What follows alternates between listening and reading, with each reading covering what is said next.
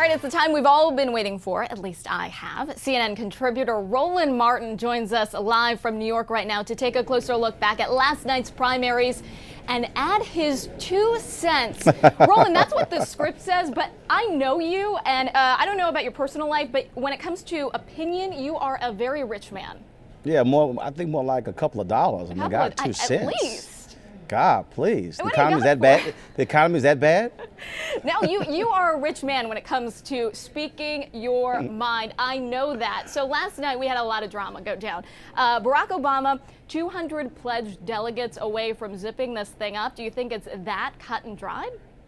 I think it is. I mean, first of all, you saw the report came out today that Senator Clinton last month loaned her campaign $6.4 million. We have not heard anything from her campaign thus far in terms of how much money they raised online as a result of last night. She got a huge boost. They announced $10 million they raised in the first 24 hours after she won Pennsylvania by 10 points. That is going to be a critical issue there because she's really at the point now where Mitt Romney was. And that is, Mitt Romney could have spent another $10 million of his personal fortune, but could he have won the nomination? And so he made a calculated decision that, you know what, it's time for me to bow out. I don't believe that she is going to suspend her campaign and bow out like Mitt Romney did. I do believe that she's going to take it all the way through June 3rd because she wants to finish all of the primaries. Her campaign wants to make the argument. All of a sudden they're saying, you know, the math has changed. Now the delegate count is 2209. I have to tell Lanny Davis last night, no, it's not. The Democratic Party is very clear. It is 2025. And so she faces a very daunting challenge. And I just think last night pretty much could have been a very last stand for her because she barely won Indiana. She got blown away in North Carolina. Look, there are no more delegates as rich as the 2 states last night. Okay, hold on one second. You mentioned Mitt Romney. Mitt Romney was on American Morning this morning. Here's what he said. He said, she says he's an elitist. He says she's corrupt from Washington. And Mitt Romney says, I agree with both of them. Go ahead, fight amongst yourselves. We want to see this when it comes actually to going against John McCain. The squabbling is great for the Republicans. What do you think about that? Well, first of all, obviously it is great for them because he has been running unopposed since he had the nomination. But I think Mitt Romney may want to check himself. I mean, he said a couple of things about John McCain when he was running that could also be used against John McCain. So it's not like Mitt Romney is a fountain of truth when it comes to assessing an opposition. The other piece is, Mitt Romney, you lost. You know, it's a little hard for the person who lost to start talking trash. I mean, he did. I mean, he lost. And so losers always talk trash, but dude, you lost. All right, dude, here's the thing. But he also said that, you know, the Republicans would rather go up against Obama because he says, okay, both are weak, but Obama is weaker. Disagree. First of all, Mitt Romney, the Republicans have been saying, oh, yeah, we think because of the Reverend Wright deal, we think that him being African-American, that could potentially get us 15 points. A Republican pollster made that comment to Roger Simon with Politico.com. But here's the deal. They know very well that Senator Hillary Clinton, when you simply mention her name, she fires up the Republican base. John McCain still has problems. He has not been able to make amends with the religious right. That is critical. Evangelicals make up, some say, 25 to 30% of the Republican electorate. That's significant in those key states. Missouri, Obama won the Democratic primary in that state, battleground state. That's going to be critical, those voters. New Mexico, Arizona, George W. Bush, he won Iowa by only 10,000 votes in 2004. Evangelicals played a huge role in Mike Huckabee doing so well in Iowa. And so you have more states. You know, I know Clinton has been talking about Ohio, Pennsylvania, Florida, and Michigan as the critical battleground states, but potentially you have 8 to 10 states that are going to be in play. And so it's a whole different dynamic. You have New Hampshire, you have Virginia, you have a Democratic senator, a Democratic governor, you have Mark Warner, former governor, likely is going to fill the second senatorial seat. Virginia could go Democratic. And so John McCain needs to deal with evangelicals. The conservative base is not happy. I think the conservative base may very well be more against Clinton or Obama than they are for John McCain.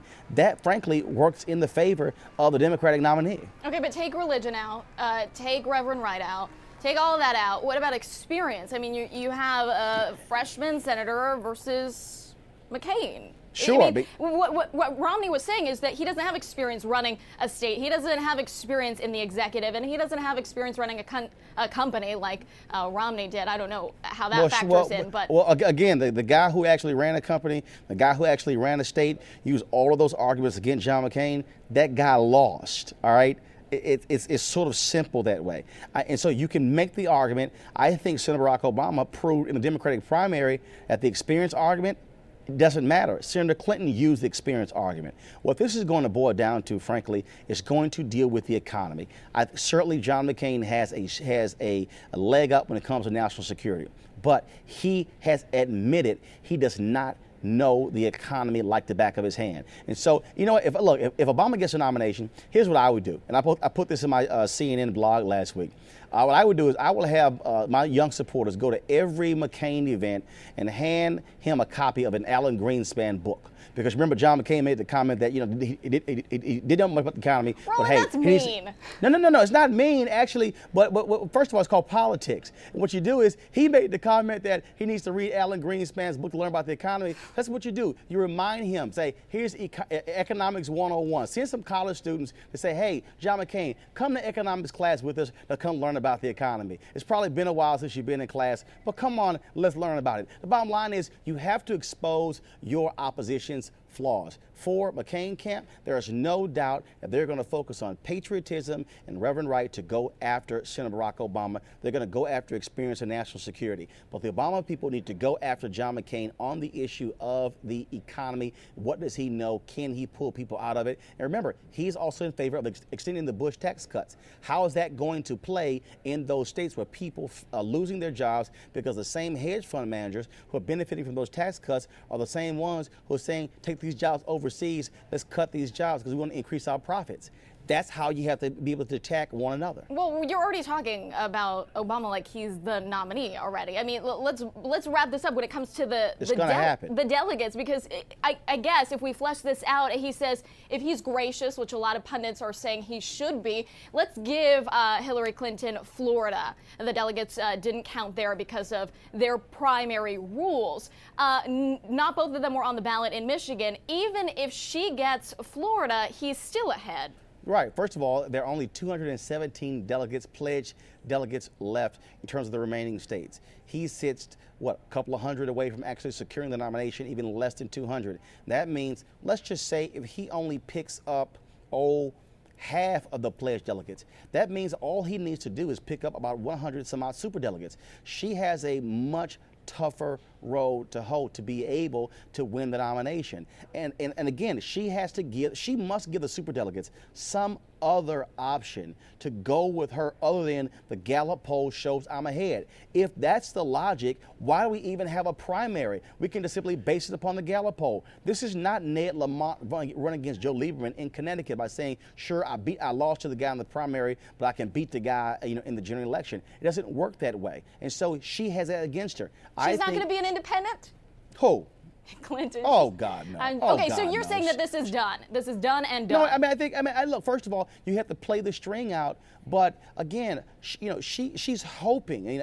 She's hoping for something cataclysmic to happen that could alter this race. Something could indeed happen like that. But based upon where we see right now, last night, that narrow victory in Indiana, the blowout in North Carolina, the major, she closed the gap with her win in Pennsylvania among popular votes. He got it back last night. And so it's difficult for her. And so she can sit here and talk about Michigan and Florida. But look, that's not going to happen. They're not going to be a part of this process before a candidate gets to 2025.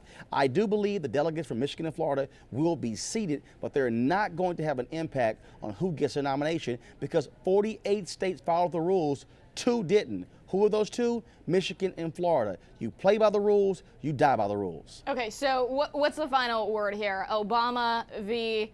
McCain in November. Yeah, well, first of all, you saw it last night. If you looked at the speech that Senator Barack Obama gave last night, the top quarter of the speech was all about economics. He also said the Republicans are going to be divisive. They're going to play us against one another. They're going to use the same old tactics. Last night's speech was a general election speech. It was not a primary speech. He barely even mentioned Senator Clinton. I think moving forward, Senator Barack Obama is going to have Senator Clinton in his rearview mirror. He'll still be looking out for it. Things could still happen, but he now has his eyes set on John McCain because the Democrats need that. There are only 8 weeks between the end of the GOP convention and the November election. They need to be able to define and go after John McCain in the month of June, in the month of July, in the month of August. That's 3 months plus the 8 weeks left in the campaign. They need that time. They cannot afford as a party to continue to be battling one another while John McCain gets a free ride. So since you're so good at math, Roland, like you just demonstrated, how much did this segment cost me? More than 2 cents. Well, actually, typically, you know, I charge $500 an hour for my time like a lawyer. So this probably costs you probably like $125. All right. All right. You're worth it. Thanks, Roland. That's right. Have a good one. Live your life in terms of billable hours. All right. I'll keep that in mind. Take care.